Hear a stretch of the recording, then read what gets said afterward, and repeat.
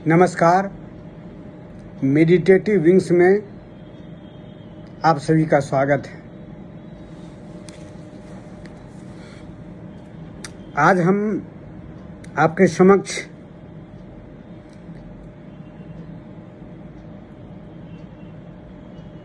योग की और तंत्र की एक बहुत ही गूढ़ तत्व को लेकर के आपके समक्ष हम उपस्थित हैं और हम अपने अनुभव को आपके साथ शेयर करना चाहते हैं। खास करके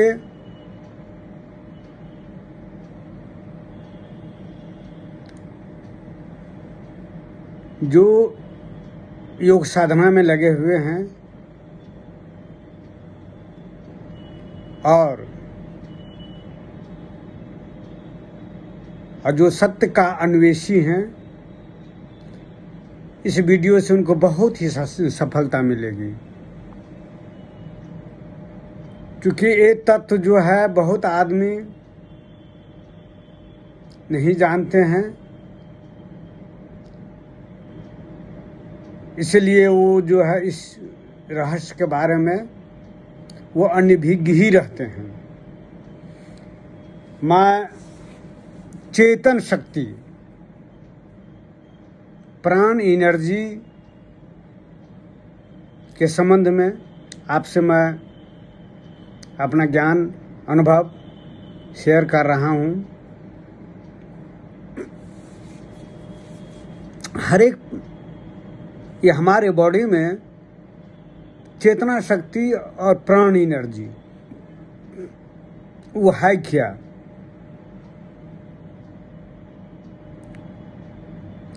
चेतना शक्ति हर एक आदमी में वह वर्क करता है, जिसके सहारे वह जीवन यापन, पढ़ाई लिखाई, व्यवसाय वो करते हैं। अगर चेतना शक्ति, प्राण एनर्जी अगर नहीं रहे तो जीवन सरवाइव नहीं कर पाता है। तो चेतना शक्ति है क्या? प्राण एनर्जी हर एक आदमी में कुछ न कुछ अंश वो जागृत रहता है और बहुत अंश सुषुप्त अवस्था में रहता है, सोए हुए रहता है। या प्रकृति का विधान कहें, सृष्टि का नियम कहें, जो परम सत्ता ने जो सृष्टि बनाई है, जगत का निर्माण किया है और हमारे बॉडी को एक स्थूल रूप दिया है, वही प्राण शक्ति जो है हमारे शरीर में विद्यमान है, लेकिन हम उसको अनुभव नहीं कर पाते हैं क्योंकि हमारे पास समय नहीं है। और समय क्या, अगर उसको प्रकृति ने उस चेतना शक्ति को, प्राण एनर्जी को एक तरह से छह दरवाजे में इसको बंद कर रखा है और उसका चौथा हिस्सा ही जागृत रहता है और उसी से जो जागृत रहता है चौथा हिस्सा, उसी से आदमी काम करता है। आपका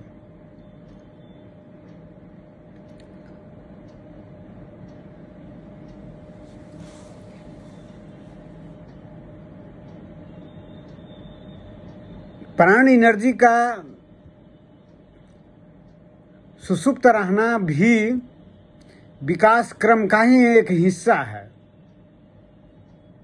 अगर वह जागृत पूरा हो जाएगा तो ये भगवान की सृष्टि चलेगी ही नहीं। जो परम सत्ता है, जिसको भगवान कहते हैं, सत्य कहते हैं, परम सत्य कहते हैं, उसका वो सृष्टि नहीं चल पाएगा, क्योंकि वह सुषुप्त अवस्था में है। चार अंश जो है वही जागृत है, 12 भाग जो है वह सोया हुआ है। तो आदमी करते क्या है, सुषुप्त जो इतना चार ही हिस्सा से वह काम करते हैं, तो आदमी जो है सब बेहोशी में काम करते हैं, जागरण नहीं रहता है उसमें। बेहोशी का मतलब आदमी कहते हैं जो मैं काम करता हूँ,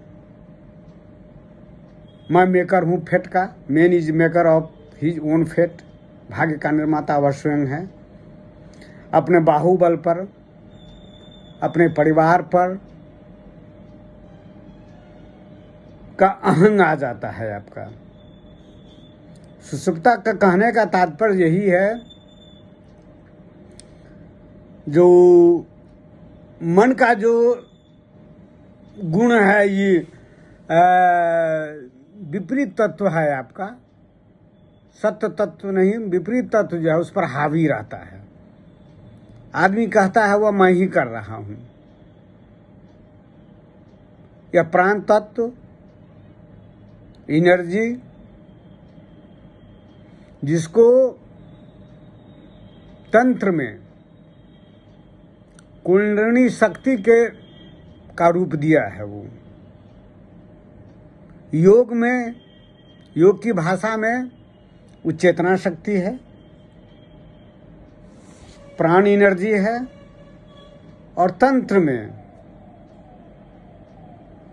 उसको कुंडलिनी शक्ति। कुंडलिनी शक्ति कहने से भयावह लगता है, जो नहीं जानते कुंडलिनी शक्ति क्या है आपका।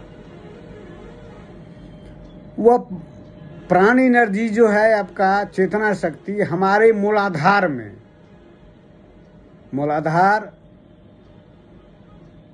हमारे ये सृष्टि, ये हमारे जो बॉडी जो है एक तरह का ब्रह्मांड का ही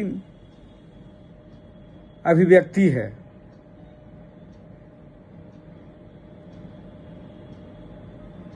और इसकी संरचना ऐसे है, जो नाभि के नीचे आपका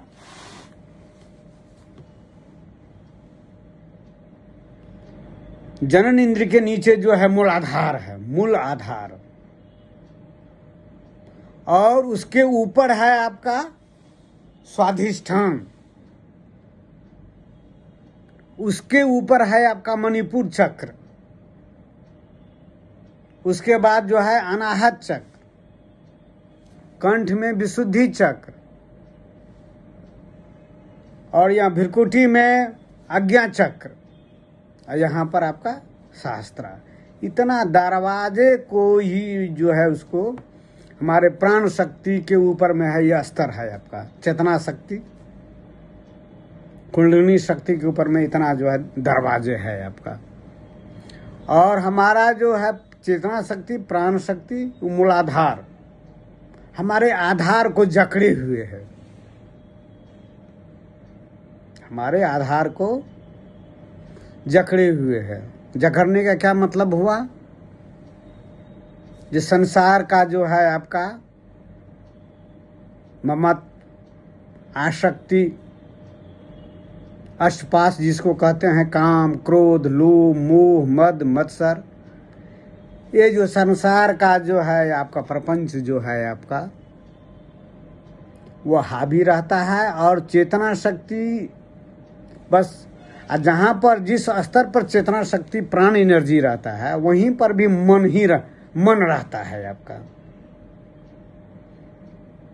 तो मूलाधारे के इर्द गिर्द आपका प्राण है और मन है, तो इसी के इर्द गिर्द रहता है आपका। और इसके कारण से वह जो है वो 4 अंश से ही वह खाता पीता, प्रजनन करता, सब चीज करता है आपका संसार में। इसके लिए संसार वही है आपका।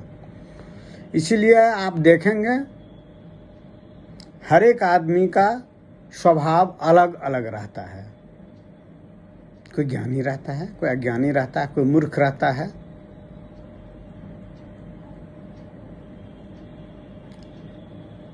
तो ये प्राण शक्ति और चेतना शक्ति, प्राण शक्ति जहाँ पर रहेगा वो मन भी रहेगा, और तो जो जहाँ पर मन रहेगा उसमें उतने वह जो है तीक्ष्ण होते जाएगा, उस स्तर को पार करते जाएगा। और उस स्तर को पार करते करते वो जो है उसमें है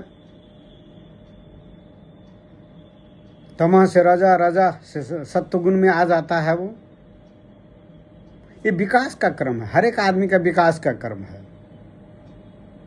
किसी भी आदमी को कितना भी समझाइएगा वो नहीं समझ पाएगा, चूंकि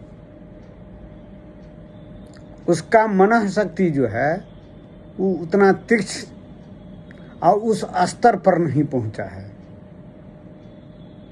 वो नहीं समझ पाएगा।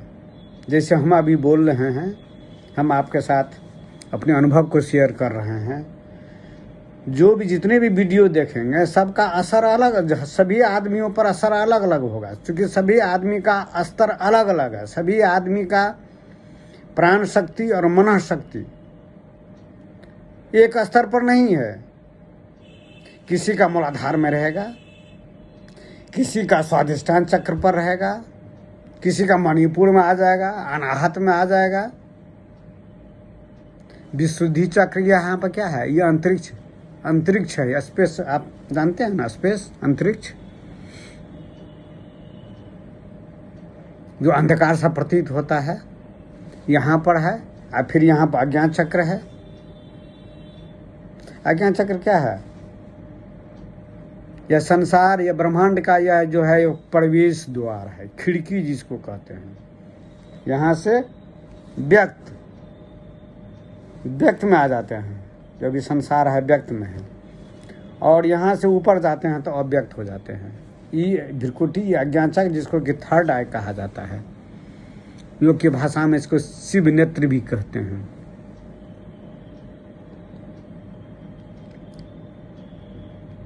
तो जैसे आपको हम उदाहरण के तौर पर हम बताते हैं, जैसे इसको देखें आप, ये शरीर का ही आप स्ट्रक्चर है आपका। और जो जिस चक्र का मैंने आपके समक्ष वर्णन किया उसको देखें। जैसे यहाँ पर जनन इंद्र के नीचे मूलाधार हो गया, यहाँ से, और उसके ऊपर है स्वादिष्ठान। आई हो गया मणिपुर, हो गया मणिपुर चक्र नाभि के पास, और हृदय में हो गया अनाहत चक्र, कंठ में हो गया विशुद्धि चक्र, यहाँ पर आज्ञा चक्र। ये जो देख रहे हैं ये सहस्त्रार है। और बहुत आदमी का, लाखों आदमी का, करोड़ों आदमी का कहें, चेतना शक्ति, प्राण शक्ति, तंत्र की भाषा में इसको कुंडलिनी शक्ति जो कहते हैं। कुंडल के आकार में, एनर्जी में आपका जो है कुंडल के, कुंडल देखते हैं ना, अंगूठी, कुंडल के आकार में जो है मूलाधार में है, जो है वो सुसुप्ता अवस्था में रहता है। चारों अंश जागृत रहता है, उसी में खाना पीना, सोना, उठना, बैठना, काम करना, जागना, प्रजनन करना, सब उतना ही भाग से होता है। और सब जो है अंधकार में रहता है वो। और जैसे ही उसको चेतना शक्ति और प्राण शक्ति को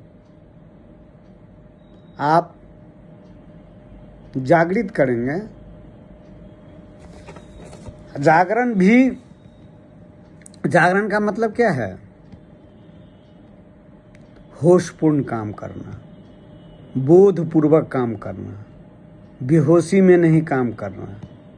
अब हम जितने भी काम करते हैं सब बेहोशी में करते हैं, बोध नहीं रहता है, होश नहीं रहता है। इसीलिए महात्मा बुद्ध ने कहा जो बोधपूर्ण, होशपूर्ण काम करें, बेहोशी में नहीं। अब जितने भी काम करते हैं बेहोश में करते हैं। मैं करता हूँ, यह मेरा काम है, ये मेरा मन है। लेकिन आप नहीं जानते हैं यह प्राण शक्ति, चेतना शक्ति ही कि उसी के शक्ति से जितना जागृत रहता है उतना ही से आप काम करते हैं। आपका सारा जीवन, सारा ज्ञान, सारा विज्ञान, सारा कृतित्व, क्रिया बस उतना ही पर निर्भर है आपका।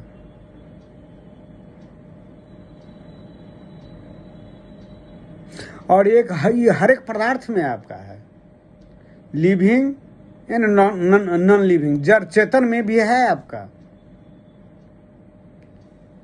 जो मन तत्व और प्राण तत्व जो है, जितना ही वह उसमें क्या सुषुप्ता अवस्था में है। मन, उसमें भी मन है। पेड़ पौधा भी, कोई भी दुख होता है, बारिश होती है तो प्रफुल्लित हो जाता है, गर्मी लगती है तो वो भी झुलस जाता है। उसमें भी मन तत्व है और प्राण तत्व है, लेकिन है क्या, सुषुप्ता अवस्था में है। इस और जो जड़ पदार्थ है, जैसे आपका मार्बल हो गया, ठोस पदार्थ लकड़ी हो गया, वो भी उतना ही जीवंत है। हम में है चेतना शक्ति, प्राण शक्ति, मन शक्ति ज़्यादा जागृत है तो हम चेतनमय हो गए। लेकिन मिट्टी में, बालू में, कंक्रीट में, मार्बल में, लकड़ी में, जड़ भाग में वह जो है एनर्जी, प्राण तत्व, मन तत्व सुषुप्ता अवस्था में है।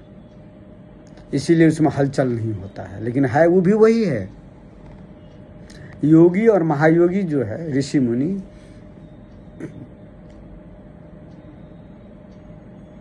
अपने साधना के बल पर उसमें भी चेतन का अनुभव देखते हैं। उसमें भी जन सामान्य आदमी नहीं देख पाएंगे।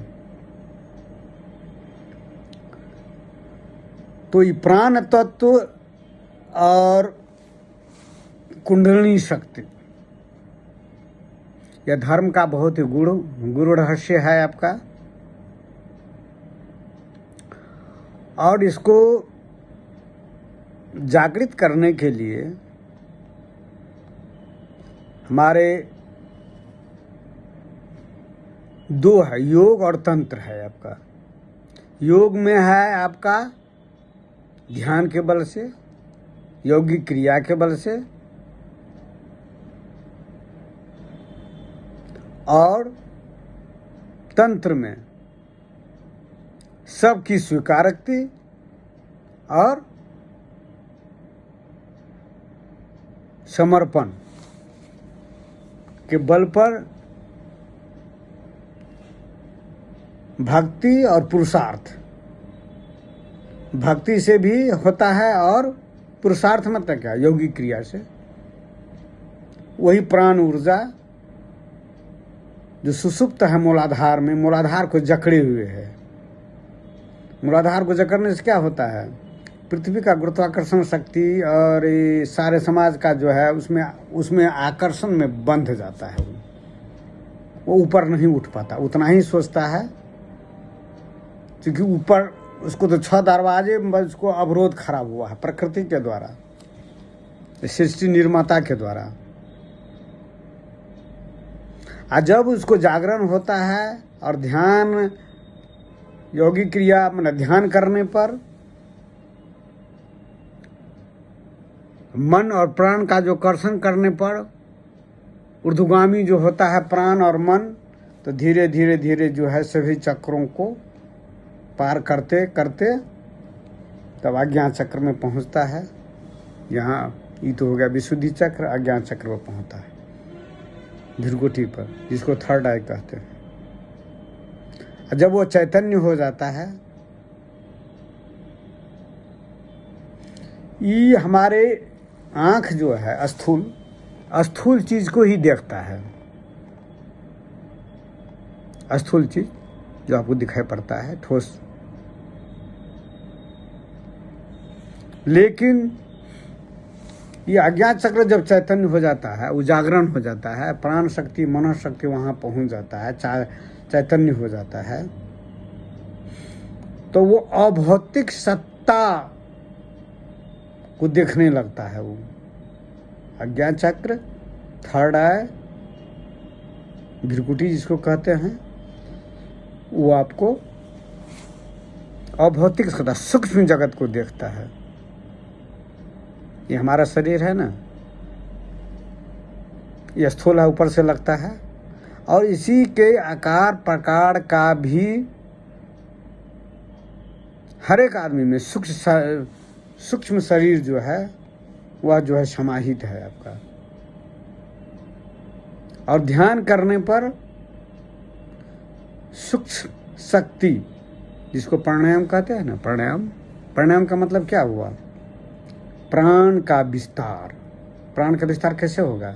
जब ऊपर की ओर ले जाएंगे प्राण को तो प्राण का विस्तार हुआ। अभी प्राण संकुचित है, मूलाधार में है, इसका कुछ ही अंश जागृत है, उसी के सहारे हम सारा काम करते हैं। और जब यही प्राण शक्ति ऊर्ध्वगामी हो जाता है तो मन भी ऊर्ध्वगामी हो गया। तब जो है, जो मूलाधार को जकड़े हुए था प्राण शक्ति, चेतना शक्ति, कुंडलिनी शक्ति, मूलाधार को छोड़ देता है। मूलाधार को छोड़ करके ऊपर की ओर जाता है, तो इसमें गुरुत्वाकर्षण सारा चीज का जो है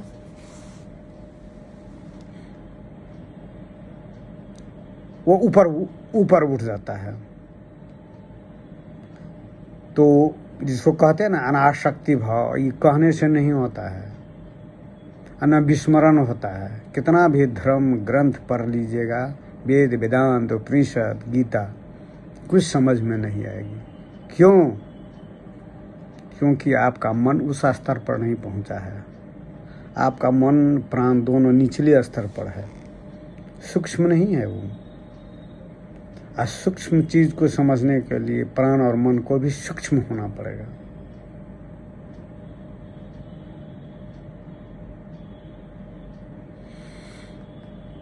जैसे हर एक कोई भी पदार्थ जो आपको ठोस होता है, दूसरा रूप आपका तरल हुआ, द्रव्य हुआ, तरलता आ जाती है, फिर वह वाष्प हो जाता है, एनर्जी तो आप देख नहीं सकते हैं उसको। फिर वाष्प से, जैसे पानी का लीजिए ना, बर्फ ठोस है, गलेगा तो द्रव बन जाता है, तरल आ गया, पानी हो गया। और जब उसमें हीट आता है तब वो वाष्प बन जाता है। वाष्प को आप नहीं देखते हैं, लेकिन फिर वही वाष्प जो है घनीभूत हो करके तरल बनता है।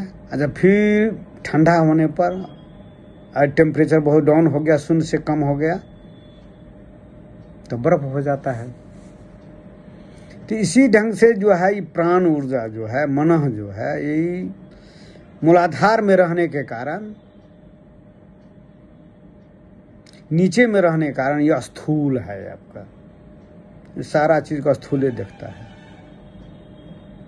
सूक्ष्म को नहीं देखता है। और वो आदमी तो, बहुत आदमी को तो कहेगा देवी देवता भी नहीं है, सूक्ष्म चीज भी नहीं है, जीवात्मा प्रेतात्मा भी नहीं है, कुछ भी नहीं है। तो क्यों देखेगा? कैसे देखेगा? किसी में विश्वास भी नहीं होता है ये चीज भी है कि नहीं, अस्तित्व सूक्ष्म चीज है कि भी नहीं। वाष्प को नहीं देखते हैं तो इसका मतलब वाष्प नहीं है, वाष्प नहीं है। खाली आप बर्फ को देखते हैं तो बर्फ है, और जल को देखते हैं तो जल है, और वही जो हीट हो जाने पर वाष्प हो जाता है, नहीं देखते, इसका मतलब क्या? वाष्प नहीं है। क्योंकि वो स्थूल, आपकी आंख जो है स्थूल चीज को देखता है, वो उसमें उतना सामर्थ्य ही नहीं है जो सूक्ष्म चीज को देख सके। इसका मतलब क्या है? वाष्प नहीं है, वाष्प भी है, एनर्जी भी है, गैस भी है, विज्ञान तो सिद्ध कर दिया है। तो उसी ढंग से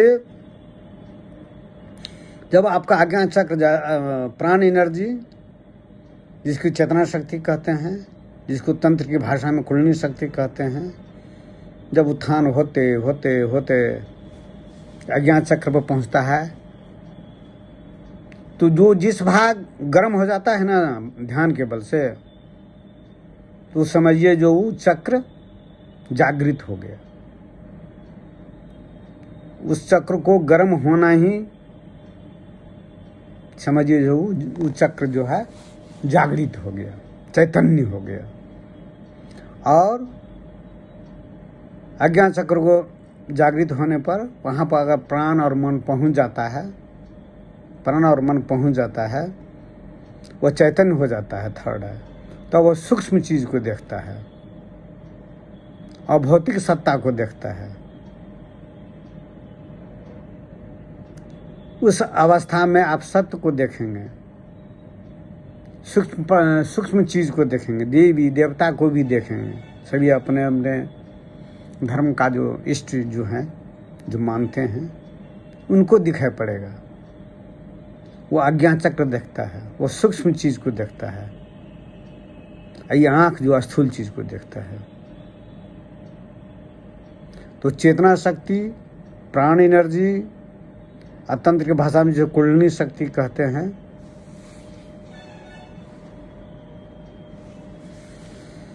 यह बहुत ही गुण है आपका। और ये चेतना शक्ति, ये प्राण शक्ति जो है आपका, मूलाधार में कुंडल मार करके मुंह को नीचे किए हुए रहता है। जब वह जागरण होता है तो उसका मुंह ऊपर की हो जाता है, सर्पिनी की तरह। अच्छा, एक बात बताइए, हिंदू मैथोलॉजी में विष्णु, चाहे महादेव या श्री गणेश जी, नरसिंह भगवान, सबके ऊपर में देखते होंगे शेषनाग, नाग जो है छत्र बनाए हुए है। अब भगवान बुद्ध को भी दिखाया गया है। अब जाएंगे तो देखेंगे उसमें उसके मस्तक पर भी जो है आपका सर्प है आपका। यह काल्पनिक नहीं है, यह काल्पनिक नहीं है, यह सत्य है। शक्ति का रूप जो है सर्प शक्ति है आपका। सर्प शक्ति वह जो है परम सत्ता का जो है कि वह शक्ति है जो विश्व ब्रह्मांड में वह जो है मजबूती से धारण किए हुए है। आप जब वो आपको अज्ञान चक्र आपका जागृत हो जाएगा, चैतन्य हो जाएगा, तब उस थर्ड आई से, त्रिनेत्र से वह सूक्ष्म सत्ता को और उनको आप देखेंगे।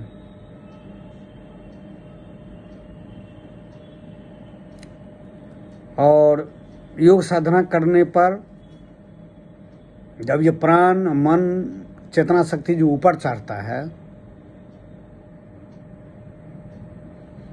तो बहुत ही जो चक्र जितना वहां पर पहुंच गया तो उसमें भीषण गर्मी आ जाती है।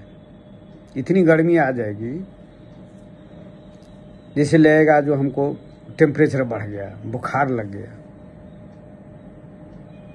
अगर मस्तक में प्रवेश करेगा तो मस्तक आपको लगेगा जो एकदम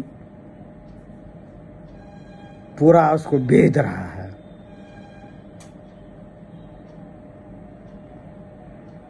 दर्द होगा, लेकिन फिर कुछ क्षण तक रहता है, चूंकि चेतना शक्ति जो है, प्राण शक्ति मूलाधार से भी जुड़ा हुआ रहता है। फिर वह धीरे धीरे जैसे गया वैसे वैसे वैसे वह नीचे आ जाता है, फिर मूलाधार में आ जाता है। और जागृति हो जाने पर, पूर्ण रूप से अगर जागृत हो गया, सहस्त्रार चैतन्य हो गया, अज्ञान चक्र चैतन्य हो गया, तब आप सृष्टि को देखें। तब आपका जो है उसका परम लक्ष्य होता है अद्वैत की स्थापना, नॉन ड्युअलिज्म, न अद्वैत की स्थापना। अभी तो अद्वैत में है, क्योंकि ये आपका चेतना शक्ति, प्राण शक्ति, कुंडलिनी शक्ति नीचे में है, तो सारा चीज़ को दो देखते हैं। लेकिन जब वह ऊर्ध्वगामी होकर के सारे चक्रों को जागृत करते हुए और सहस्त्रार में जब पहुंचता है, अज्ञान चक्र से भी ऊपर सहस्त्रार है आपका। अज्ञान चक्र को कहा जाता है स्वर्गलोक, हिंदू मैथोलॉजी में ब्रह्मलोक। वहाँ से भी प्राण का और मन का पुनरावर्तन होता है, वो भी काल द्वारा सीमित है। काल क्या कहते हैं? काल किसको कहते हैं? काल और समय दोनों एक है आपका। जो जीवन प्रवाह है ना, उसको आप काल कहते हैं। एक होता है कालातीत, समयातीत। सहस्त्रार में आपका वहां पहुंचने पर समय ठहर जाता है, वही कहा जाता है कालातीत, महाकाल। महादेव जी कहते हैं ना, मैं महाकाल हूँ। गीता में अर्जुन को प्रवचन देते हुए भगवान श्री कृष्ण ने क्या कहा? मैं ही महाकाल हूँ और मैं ही काल हूँ, मैं ही जीवन हूँ और मैं ही मृत्यु हूँ। तो महाकाल जो काल जो है ना, उसी का काल मतलब क्या है? गति है। हम लोग गति कर रहे हैं, प्राण गति कर रहा है, मन गति कर रहा है, ये काल है आपका। जब ये ठहर जाता है, रुक जाता है, निकल जाता है, तो क्या कहते हैं? आदमी का देहांत हो गया, डेथ हो गया। और जब वो अस्थिर हो गया तो महाकाल हो गया। अगर आप अपने जीवन में इसके काल की गति को योग साधना के बल पर, योग साधना क्या है? वो चेतना शक्ति, प्राण एनर्जी, कुंडलिनी शक्ति की साधना है। यह बहुत गूढ़ चीज है, एक दिन का नहीं है जो तुरंत कर लिए हो गया। अपना कर्म भी करते रहिए, जो कर्म करते हैं। विद्यार्थी हैं तो पढ़ना लिखना, अगर बिजनेसमैन हैं, उद्योग चलाते हैं तो वो कीजिए। और उसके जो है साथ साथ इसको जब मौका मिले तो एकांत में इसकी साधना करें। तो इसके साधना करने से क्या होगा? आपका मन स्ट्रांग रहेगा, मन पर नियंत्रण रहेगा, सांस पर नियंत्रण रहेगा। इस जीवन में नहीं हुआ तो दूसरे जीवन में।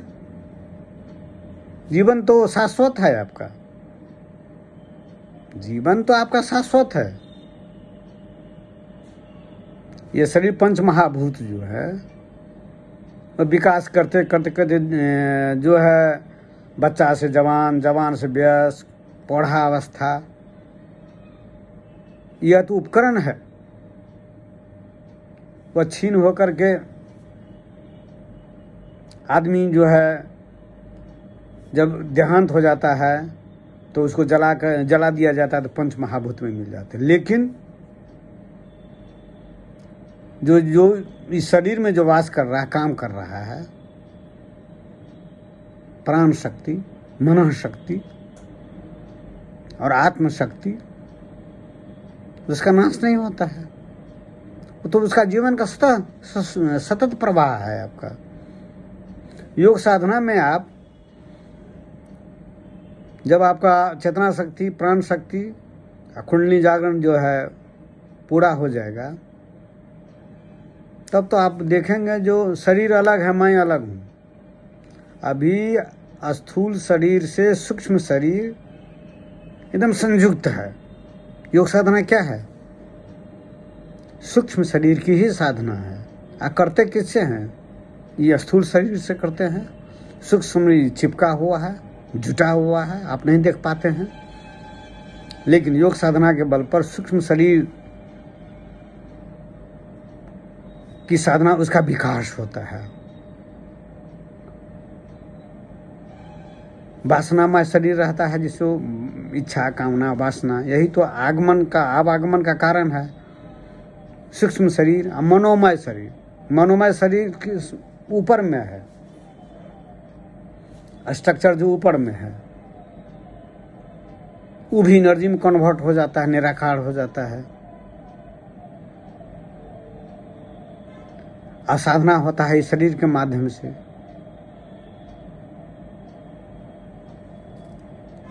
तब जो है सिर्फ बचता है आत्म शरीर, बचता है आपका।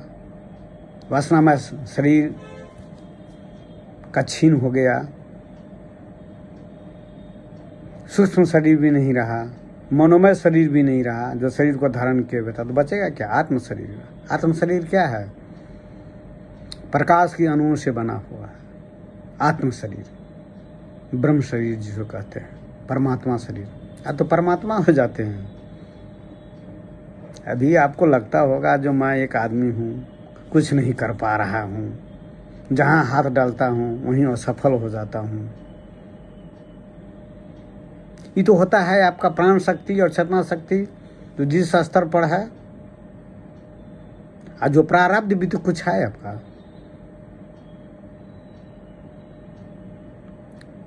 अपना पूर्व जन्म का संस्कार रहता है, तो उसको तो फलाफल तो भोगना ही पड़ता है। भोगने से ही छीन हो जाता है। सुख तो भोगते भोगते उसको छीन हो जाता है, तब विकास होता है उसका। अतः पहुँचते पहुँचते वो आत्म शरीर में आ जाता है। तब तो सब चीज़ देख लेता है। तो मैं शरीर हूँ, मैं तो शरीर नहीं हूँ, मैं शरीर में वास करता हूँ, मैं तो आत्म शरीर हूँ, प्रकाश पुंज हूँ। तो यह चेतना शक्ति, प्राण एनर्जी जो है हर एक प्राणी में, चाहे लिविंग हो न लिविंग हो, जड़ चेतन, पूरे ब्रह्मांड में, ग्रह नक्षत्र सब में, यहाँ तक कि गुरुत्वाकर्षण का जो गुरुत्वाकर्षण है ना, उसमें भी यही चेतना शक्ति, प्राण शक्ति, एनर्जी है आपका सब। और जब आप पूर्ण हो जाते हैं तो आपका गुरुत्वाकर्षण भी नहीं कुछ कर सकता है। गुरुत्वाकर्षण से भी परे हो जाते हैं। गुरुत्वाकर्षण भी आपको बांध नहीं सकता है।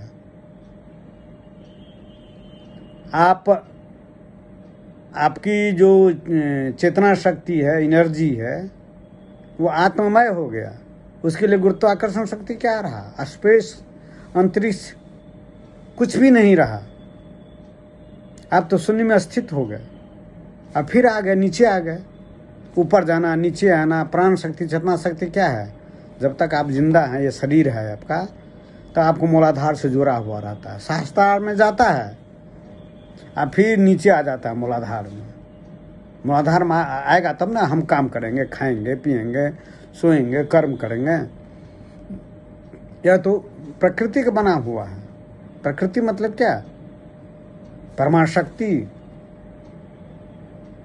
जो ऊपर में वहा पुरुष कहलाया, ऊपर में रहा शास्त्र में हुआ पुरुष, और नीचे में आ गया तो कुंडली शक्ति को तंत्र की भाषा में आद्या शक्ति कहते हैं, योग की भाषा में महामाया है, महामाया। और जब ऊपर जाता है तो योग की भाषा में उसको सहस्त्रार में जाता है तो पुरुष कहलाता है, और नीचे आया तो प्रकृति। पुरुष प्रकृति कहते हैं ना, यह प्रकृति का विधान है, प्रकृति सब चीज करा रहा है हमसे। प्रकृति मतलब क्या? वही चेतना शक्ति, वही प्राण शक्ति जो मूलाधार में है, महामाया कहलाई, प्रकृति कहलाई, और जो सहस्त्रार में है वह ब्रह्म कहलाया, पुरुष कहलाया। भेद इतना ही है, कहने का भेद है। सब अपने अपने ढंग से बोलते हैं एक ही चीज को। किसी को जैसे जल को कोई जल कहते हैं, कोई कहते हैं वाटर, कोई कहते हैं पानी। ये कहने से क्या उसका गुण नहीं बदल जाता है? रहता है वही जले रहता है, लेकिन बोलने की सब अपने अपने ढंग से बोलते हैं। तो वही जो है सहस्त्रार में जो पहुंचते हैं ना, वही प्राण शक्ति, एनर्जी, चेतना शक्ति, कुंडलिनी शक्ति जो तंत्र कहते हैं, वही ब्रह्म है, परमात्मा है, शून्य है, महाशून्य है, परमाशून्य है, आदि शक्ति है, ये परमा शक्ति है। जब नीचे आया तब माया है, प्रकृति है, आदि शक्ति है, स्त्री स्वभाव, स्त्रीयन स्त्रैन है। इस संसार में देखते हैं ना, द्वैत है, पुरुष स्त्री। पशु पक्षी में भी है पुरुष स्त्री। ये बिजली में भी जो बिजली धारा बनता है, पॉजिटिव है, निगेटिव है, गर्म हुआ है, ठंडा हुआ है, तब किसी चीज के संरचना होता है, विद्युत बनता है आपका। आदमी का भी जन्म होता है पुरुष प्रकृति, स्त्री पुरुष के संयोग से। तो वही है, ऊपर में सहस्त्रार में है तो पुरुष कहलाया, मूलाधार में है तो स्त्री, पुरुष कहलाया, प्रकृति कहलाया। देवी देवता को देखते हैं, राधा और कृष्ण पुरुष प्रकृति है। महादेव को देखें, शिव शंकर जी को, भोले शंकर, पार्वती, विष्णु जी, लक्ष्मी। जब नीचे उतरिएगा संसार में तो सब है, द्वैत है। लेकिन जब सहस्त्रार में, शून्य में, महाशून्य में, वहीं पर जाकर के दोनों एक हो जाते हैं, दोनों जोड़ करके एक होते हैं। और लिंग है वो, न वहाँ पर पुल्लिंग है न स्त्रीलिंग है, न पुरुष है न प्रकृति है। जब वो नीचे उतरता है ना वहां से, सहस्त्रार से, तब दोनों दो हो जाते हैं, पुरुष प्रकृति।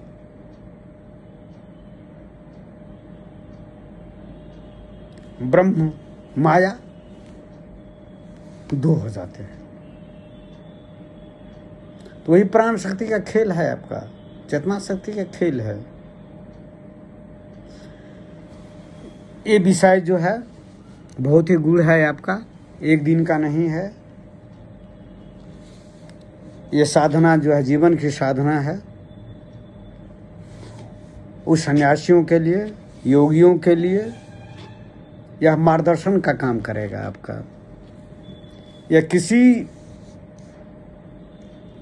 बौद्ध साहित्य में भी कुंडली शक्ति का वर्णन नहीं किया गया है, उसका वर्णन नहीं है। भगवान बुद्ध भी नहीं इसका वर्णन किया कुंडली शक्ति के बारे में। और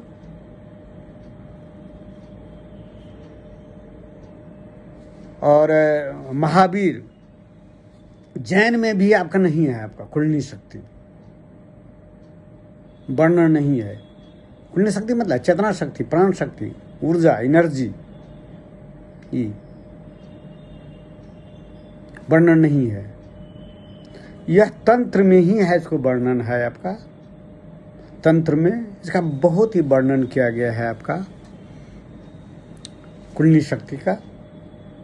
और योग में, योग साधना में इसको चेतना शक्ति, प्राण शक्ति को ऊर्ध्वगामी बनाया गया है। प्राण और मन के कर्षण से, योगाभ्यास द्वारा, ध्यान द्वारा, और उसकी जो समाप्ति होती है समाधि में।